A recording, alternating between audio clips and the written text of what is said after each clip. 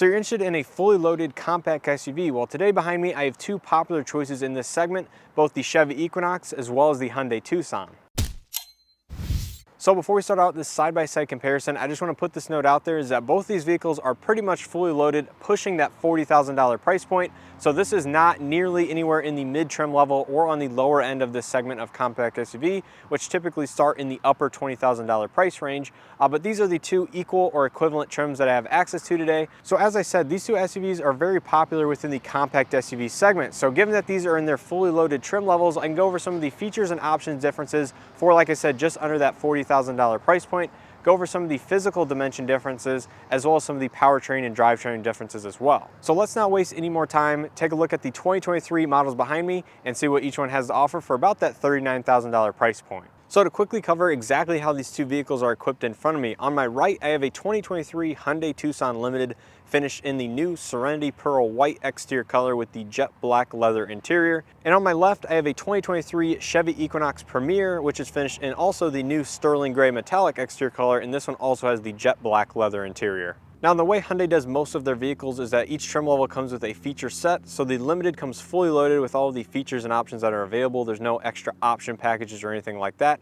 So this is a fully loaded Tucson all-wheel drive Limited, which again comes in just under $40,000, including destination. And this particular Equinox has most of the available option packages. It is missing the Redline appearance package, as well as any available accessory wheel options. So this just comes with the standard base 18-inch wheels. But as equipped, it comes in just under $39,000, including destination. So there is less than a $1,000 spread between each of these two vehicles. And if you were to option the Redline appearance package or an accessory wheel for this Equinox, it would push it over that $39,000 price point. So these are very comparable in terms of price point, as well as the trim levels that they sit in. So starting over here with the 2023 Equinox, this current generation has been around since the 2018 model year, and it did receive a refresh for 2022. So for 23, it is mostly a carryover with some minor packaging changes, and they did revise the engine to add 5 more horsepower to the 1.5 liter turbo. So if you want to know everything that did change for this Equinox, I have a dedicated video here on the channel, so make sure to check that out.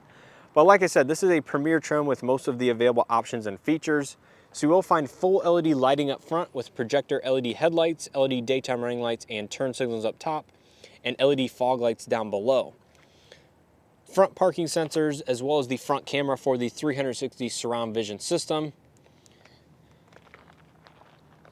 Wheels and tires are going to be very similar between the two outside of the wheel diameter. So this is an 18-inch wheel, which is standard on the Premier, and it rides on 225/60 18-inch Michelin Primacy Tour all-season tires, so a nice quality all-season, and that is actually very similar to the one found on the Tucson.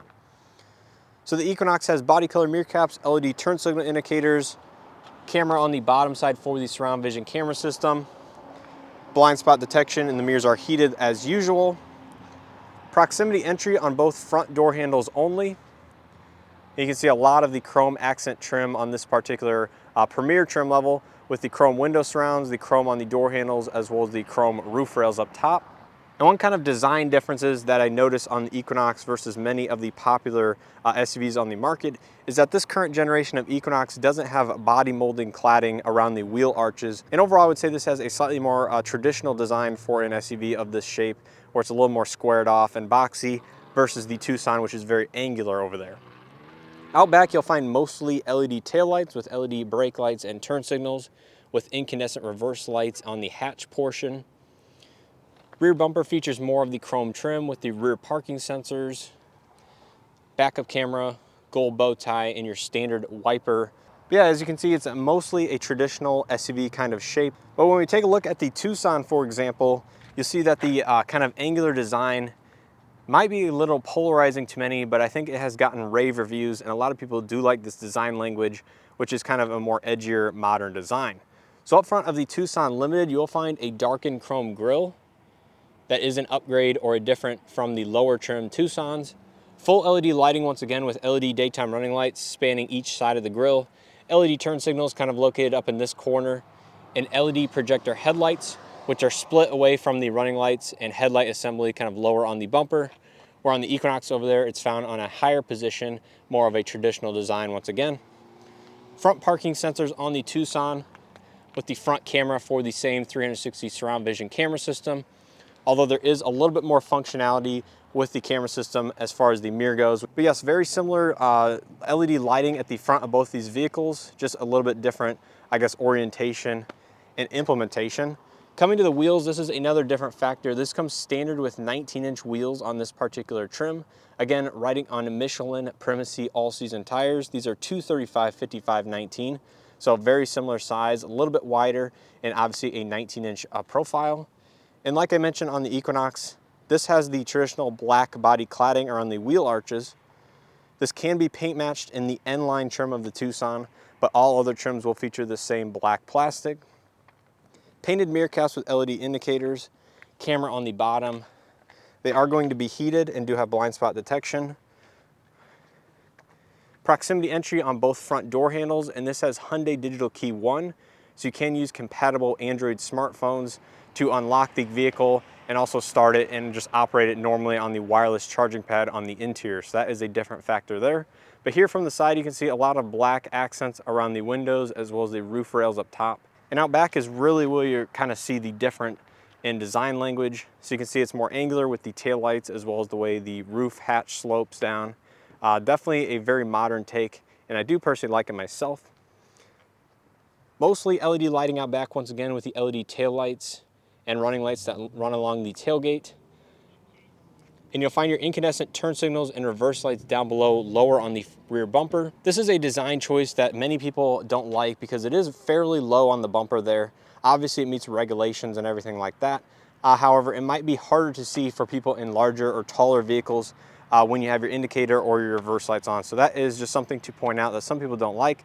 But you still have rear parking sensors at the Tucson back here, rear backup camera of course, and the wiper is not located where it is on the Equinox. It's located up underneath the spoiler, so it kind of keeps it out of the elements if you live in a snowy or icy environment, keeps it free from all that stuff, and it also cleans up the back design language a little bit versus the Equinox over there. But once again, this is just subjective design changes, although the wiper being up there is definitely a functional benefit as well. So there's a good side-by-side look at each of these two vehicles. Let me know down in the comment section below which one you would prefer if you're looking at a Tucson or if you're looking at the Equinox. So as far as the interior space around the driver or just the overall driving position, there's definitely a difference between these two. Starting off with the seat. Now immediately when you sit inside the Equinox, you feel that the seat bottom cushion is a little bit more narrow. It kind of hugs you in. The bolsters are a little bit closer to your legs than that of the Tucson over there. And the seat cushion itself is not as long or doesn't go out as far to the back of your knees as it does in the Tucson. Now both vehicles, you can adjust the front of the seat cushion up and down. So I don't have an issue necessarily with comfort as far as supporting your legs here in the Equinox. However, it is just slightly more comfortable in that of the Tucson. Now the seat backrest itself doesn't feel any more narrow noticeably than that of the Tucson, so there's not really any discomfort or changes in comfort there. But in terms of the driving position in the cabin itself, I will say that the cabin feels slightly more closed in than the Tucson. I do like how the center console drops off right here with the normal traditional shifter. The Tucson obviously is more flat with the shift-by-wire system, and you can basically lay your hand on the shift buttons without a drop-off in the cup holders and everything like that. The door panels are very similar in materials, so not a big difference there. I will say immediately that the dash seems a little bit lower than that of the Tucson. So if you like kind of more visibility, a lower profile dash, I would say the Equinox has a slightly lower dashboard and a little bit more forward visibility than the Tucson, but obviously with both vehicles you can raise the seat up to overcome that. So I would say that's not a really deciding factor in my eyes between each of these two vehicles. But yeah, the overall infotainment and technology inside the cabin definitely gives it a different vibe for sure. More modern, more futuristic, kind of what comes to mind in the Tucson, or a little bit more traditional. I like all the physical buttons here in the Equinox. And one other small thing to mention here in the Equinox is that both the armrests on the door panel as well as the armrests in the center console feel about the same height, whereas the Tucson, I feel like the center armrest in the center of the vehicle is like half an inch or an inch higher than that of the door armrest. So your arms are just slightly uneven. They're not exactly level like they seem to be in this vehicle. So that's just something I noticed sitting down between these two vehicles going back and forth, is that the armrest positions don't seem to be exactly level in the Tucson versus where they are in the Equinox. So here in the back seat of the Equinox, obviously step and height is going to be very similar between these two vehicles. Headroom, I would say I have about 1 inch to 2 inches to the edge of the panoramic sunroof. Legroom, I obviously have probably somewhere around 6 or 7 inches of legroom, plenty of footroom beneath the seat, so that is not an issue in either of these vehicles. The padded armrest is nice in both of them. Again, very similar feature-wise. I will say the seats do come out pretty far behind the knees, so I do like that here in the Equinox. That is very similar to the Tucson over there.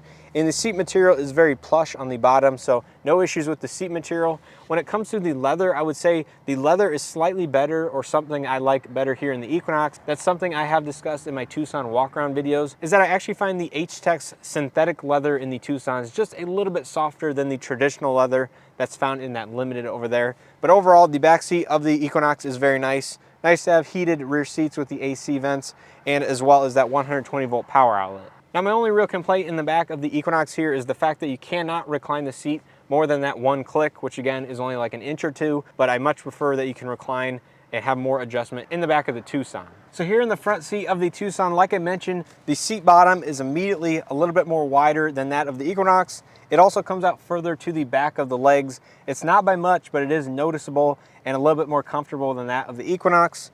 The seat itself is a good shape. I have no complaints with either of these two vehicles, as the overall seat comfort is very good. I would just say the advantage is slightly here on the Tucson. In terms of the door materials, once again, a nicely padded armrest. Same leather wrapped steering wheel. It is a little bit thinner spoke design here in the Tucson versus that Equinox.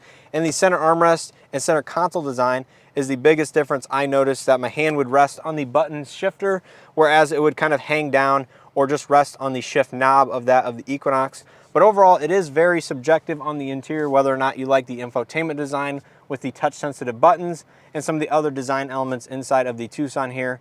But overall, the seat position, just a little bit more comfortable here in the Tucson. Stepping into the back seat of the Tucson, once again, all compact SUVs typically have plenty of rear seat passenger room.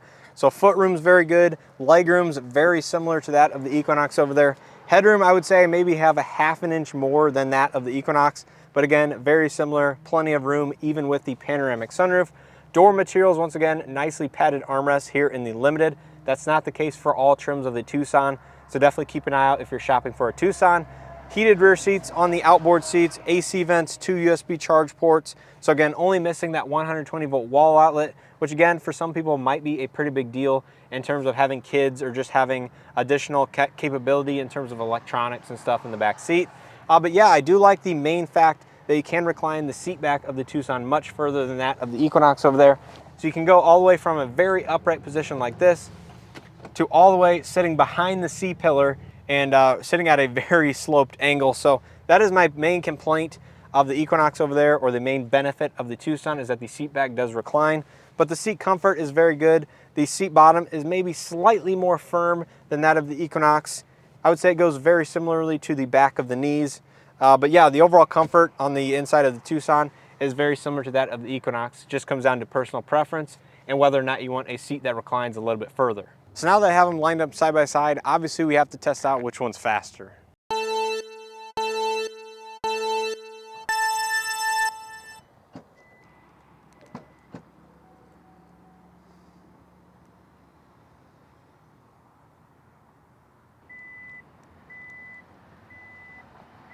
I'd say going up, they are very similar, but Equinox seemed to have a slight edge on the way down.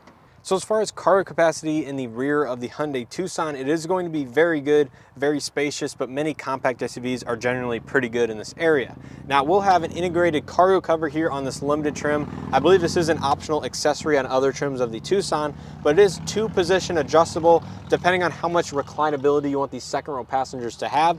So you can fit it up here to this first position. It will limit how much the rear seats can recline. So if you want full reclinability, you will have to move it back to the second position as seen here, and it will give you a little bit of gap depending on where those rear seats are at. So people might be able to look in through the quarter panel window and see some of the contents that you have in the back. But again, not a huge deal for most people.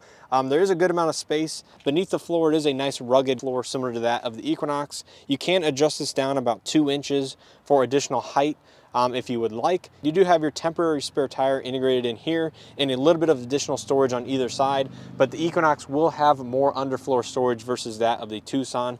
You do have your integrated subwoofer on the right side, handles to fold down each of the rear seats on the left and right side, as well as an interior 12-volt outlet, as well as a light here on the driver's side. So that is pretty much the back of the Hyundai Tucson. I'll have to estimate in terms of just overall volume and space that each vehicle has. Maybe I'll take the cargo mat, put it in the Equinox, and see how it fits just as the overall layout of the back seat. Okay, so here in the back of the Equinox, let's see how much space there is compared to that of the Tucson. And well, I have to say the Tucson is obviously just a little bit bigger. It does hang over the plastic ledge here in the Equinox. Width is nearly identical, but outside of length by a few inches, it looks like they're going to be very similar as the overall shape. Now the Equinox does have less of a slope versus the tailgate over there on that Tucson, so that is a little bit of a factor. However, I will say the depth, like I mentioned, in terms of this cargo mat, does show that the Tucson is a little bit deeper to the rear seats versus that of the Equinox. But the width is going to be very similar. There are storage pockets on either side on both vehicles. You can fold down the second row seats here on the right side of the Equinox with a 12-volt outlet over there as well. Now there's no interior lighting here in the back cargo area of the Equinox, which I find a little bit weird. There is one position for your cargo cover here. And in terms of the floor, it's a very sturdy floor, very similar material, but there is going to be more storage space beneath the floor here in the Equinox, and your spare tire is a little bit further down there in the overall spare tire well. So keep that in mind, as there's a ton more underfloor storage here in the Equinox.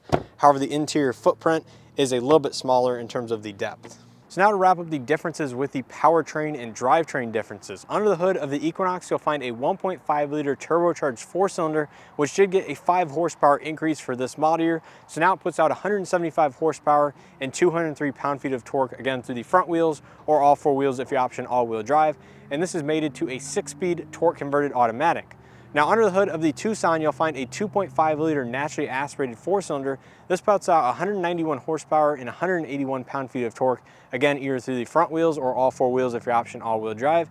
And this is mated to an 8-speed torque converted automatic. So as you can see, these are a little bit different in terms of the drivetrain. Turbocharged 4-cylinder versus naturally aspirated, 8-speed automatic versus 6-speed, but there's a little bit more, over 20 pound-feet of torque here in the Equinox versus that of the Tucson. Okay, so that is pretty much going to wrap up this side-by-side vehicle comparison between the 2023 Hyundai Tucson Limited and the 2023 Chevy Equinox Premier. If you guys enjoyed this video or found it helpful, please hit that like button. It greatly helps out these videos and the channel. Make sure to hit that subscribe button if you guys are not already subscribed, and turn on your bell notifications so you guys are notified every time I post. Now, in terms of my overall thoughts on these two vehicles, well, I think it all comes down to subjectivity as well as what you value in a vehicle, just in terms of production, some of the features and options that it has, the design, and the overall size and stuff like that, because these two vehicles are quite different. Obviously, they're both made in North America. This one's actually made in Alabama here in the Hyundai Tucson, where the Equinox is both made in Canada, I do believe, as well as Mexico. So that particular one is made in Mexico. Now, outside of where the vehicle is produced, I definitely do like things from both vehicles. I like a lot of the technology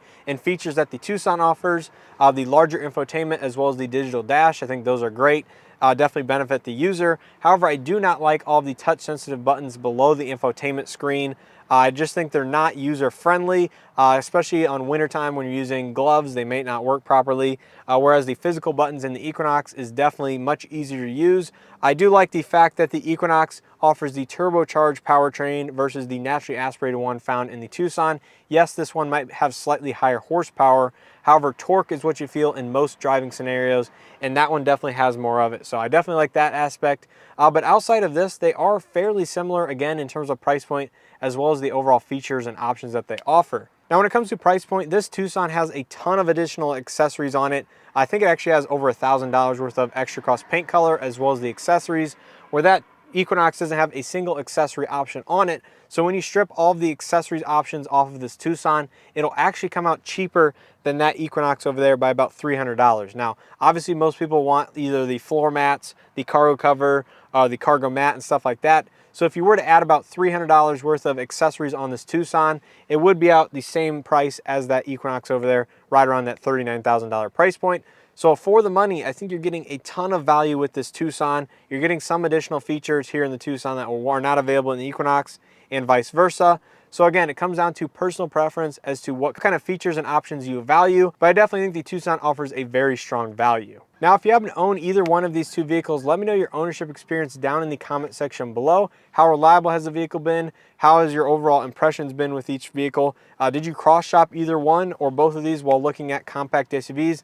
I'd love to hear your thoughts down in the comment section below, and it'll definitely help anybody that is in the market. So that's going to do it for this video. If you guys have any questions or comments on either of these two vehicles in terms of features, just overall impressions, or anything about the channel in general, leave that down in the comment section below. I'll definitely get back to you. With all that being said, once again, I appreciate the support, and as always, hope to see you guys in the next one.